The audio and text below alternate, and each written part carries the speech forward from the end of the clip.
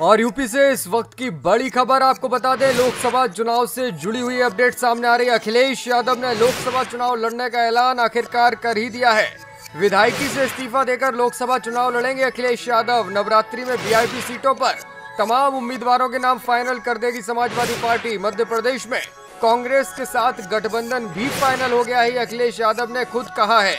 कन्नौज से चुनावी मैदान में उनके कूदने की चर्चाएं हैं। हालांकि खुद उन्होंने अभी तक ये ऐलान नहीं किया है कि किस सीट से वो चुनावी मैदान में आएंगे। साथ ही साथ मैनपुरी, फिरोजाबाद, आजमगढ़, बदायूं सीट पर भी प्रत्याशी का चयन नवरात्रि में किया जाएगा। कहा यह जा रहा है कि जो भी वीआईपी सीटें हैं उन पर प्रत्याशियों का चयन अखिलेश यादव नवरात्रि में कर देंगे और फाइनल मोहर इस पर लगा दी जाएगी। तो इस वक्त की बड़ी अपडेट, अखिलेश यादव ने लोकसभा चुनाव लड़ने का ऐलान कर दिया है। करहल से इस वक्त वो विधायक हैं और अपनी विधायकी से इस्तीफा देकर लोकसभा चुनाव लड़ेंगे। विधायकी से इस्तीफा देंगे तो फिर नेता प्रतिपक्ष की कुर्सी भी खाली हो जाएगी विधानसभा में और इस पर फिर से किसी बड़े चेहरे का नाम सामने आ सकता है। फिलहाल की अपडेट ये कि अखिलेश यादव लोकसभा चुनाव लड़ेंगे, इसका ऐलान उन्होंने आज कर दिया है और साफ कर दिया है कि वो चुनावी मैदान में कूदने जा रहे हैं। किस सीट से वो चुनाव लड़ेंगे इस पर उन्होंने पत्ते नहीं खोले, लेकिन उम्मीद ये जताई जा रही है कि कन्नौज से ही अखिलेश यादव चुनावी मैदान में कूद सकते हैं। फिलहाल इस वक्त की बड़ी अपडेट, विधायकी से इस्तीफा देकर अखिलेश यादव लोकसभा का चुनाव लड़ेंगे।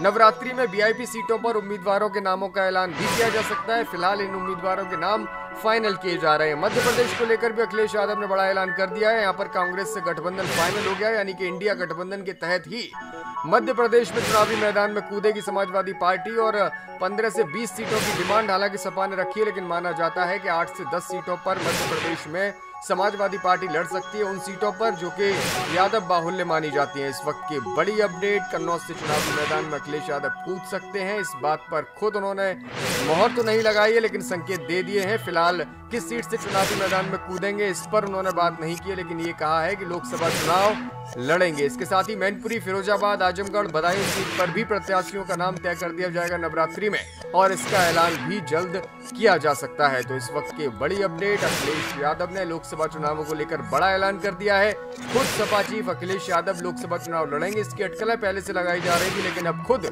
अखिलेश ने कंफर्म कर दिया है कि वो लोकसभा का चुनाव जरूर लड़ेंगे। हालांकि किस सीट से वो चुनावी ताल ठोकेंगे इस पर अभी स्थिति स्पष्ट नहीं हुई है, लेकिन उम्मीद जताई जा रही है कि कन्नौज वो सीट हो सकती है जहां से अखिलेश यादव चुनावी मैदान में कूदेंगे, क्योंकि पिछले लंबे वक्त से लगातार कन्नौज में वो सक्रिय नजर आए हैं और पिछले अगर कुछ समय में देखा जाए तो कन्नौज के काफी दौरे भी अखिलेश यादव ने किए हैं। इस वजह से लगता है कि कन्नौज सीट से ही वो चुनावी मैदान में कूद सकते हैं और कन्नौज से पहले भी वो सांसद रह चुके हैं। इस वक्त की बड़ी अपडेट, अखिलेश यादव ने लोकसभा चुनाव लड़ने का फाइनल मन बना लिया है और इसका ऐलान भी कर दिया है।